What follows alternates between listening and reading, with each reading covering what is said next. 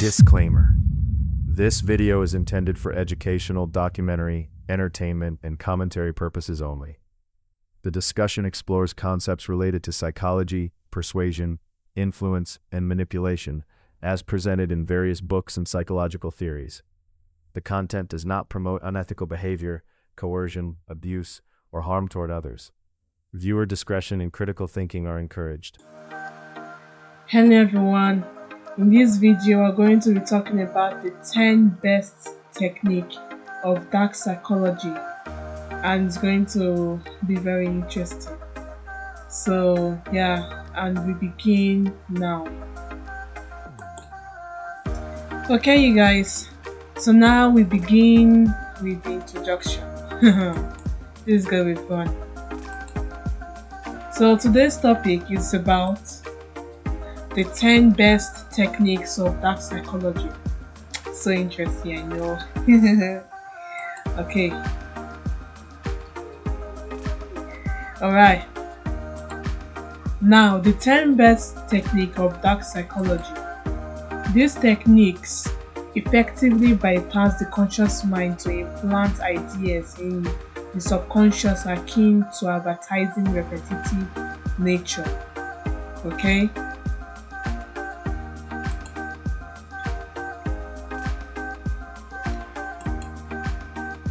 So now we look at the first one. The first one is the door in the face. The door in the face. The first technique is what? The door in the face. It states that it starts with an outrageously high, unreasonable request, which will be refused immediately, and then you immediately follow with the actual more modest request, which will then appear more reasonable by comparison, leveraging guilt and reciprocity. Okay, so that is the first one. That's the first technique, the door in the face.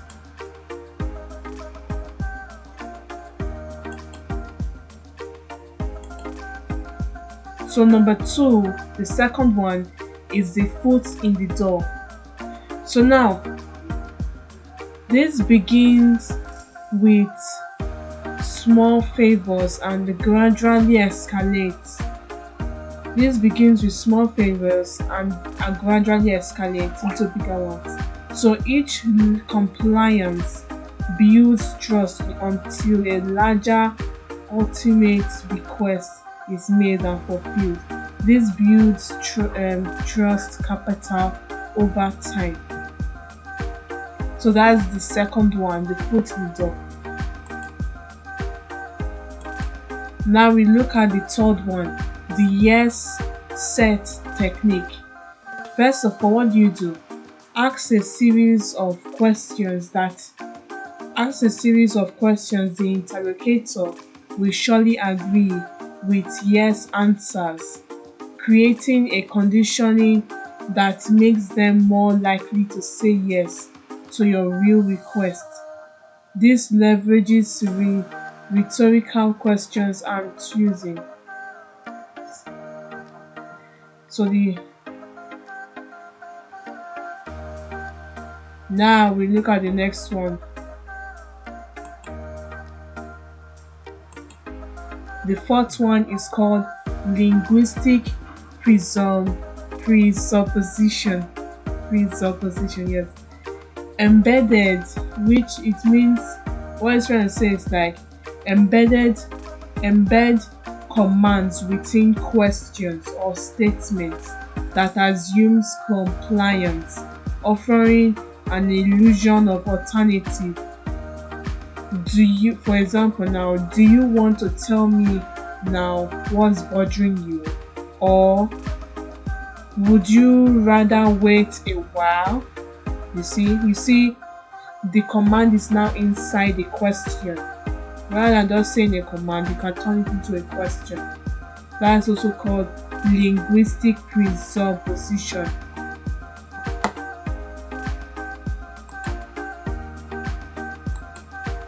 Now we look at number 5, which is what? Reverse psychology. What does reverse psychology state? It said suggests the opposite of the desired behavior, knowing that the forbidden will provoke curiosity and lead the person to do what is actually wanted. This exploits human constraints tendencies.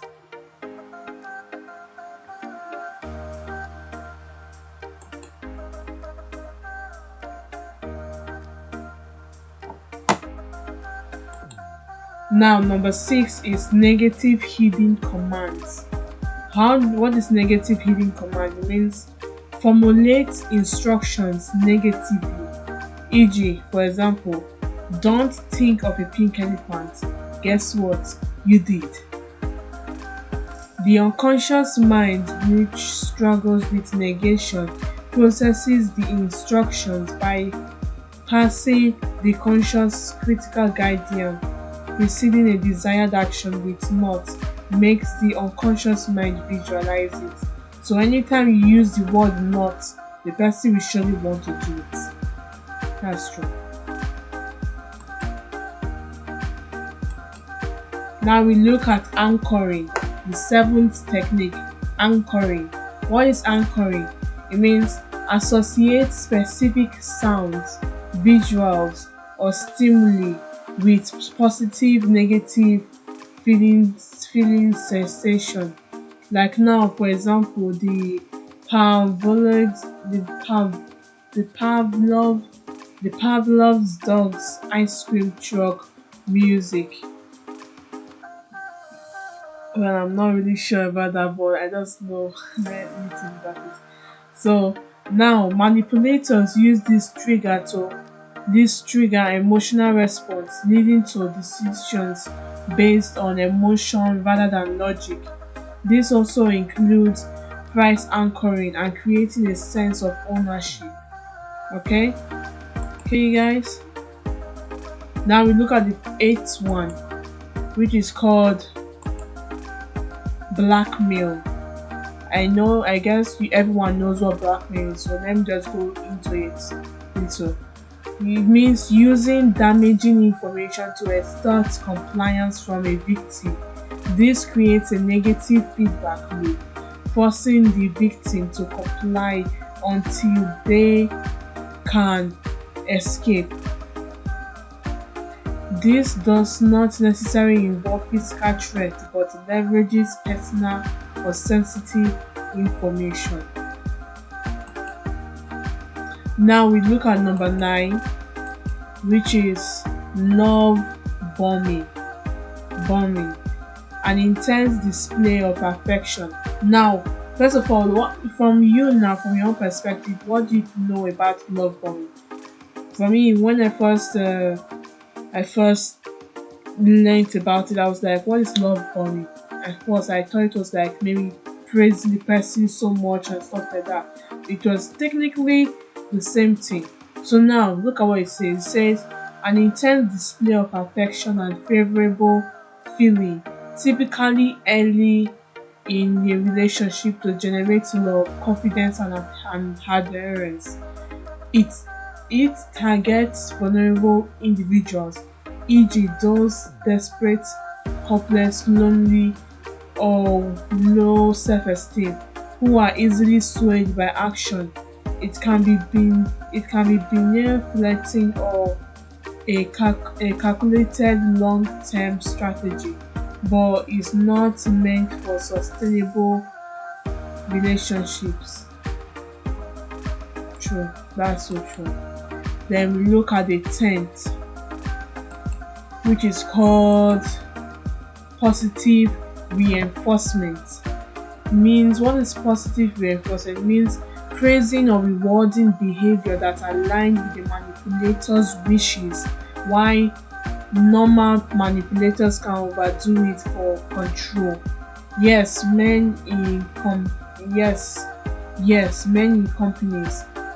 It is the opposite of blackmail, using positive outcomes instead of fear, and tends to be effective in longer relationships, though too much can lose credibility.